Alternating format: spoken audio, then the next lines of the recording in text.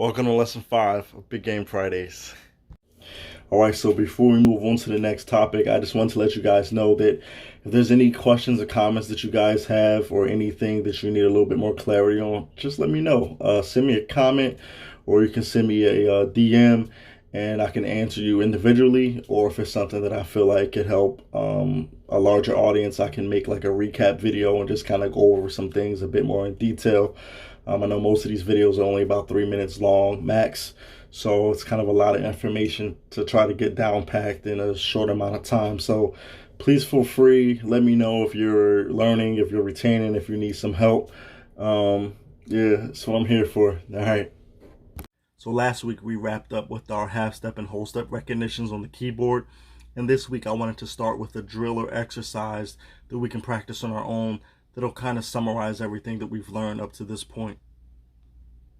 So essentially, starting from C, we're going to be playing a half step above and below and a whole step above and below each note in music, just so we can get familiar with the sound and the look and the feel of what half steps and whole steps sound and look like on the keyboard and then in music overall.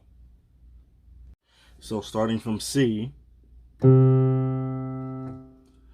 we have established that a half step above or to the right on the keyboard would be C sharp or D flat, and then a half step below that C would be B natural.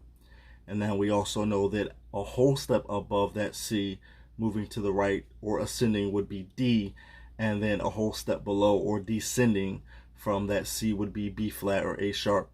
So essentially we're going to do that for C and the other 11 notes in music, just so we can get a awareness of half steps and whole steps, again, the sound and kind of their neighboring notes, right? So the notes that are to the left and to the right, or above and below the notes that ascend or descend from whatever pitch we're starting from.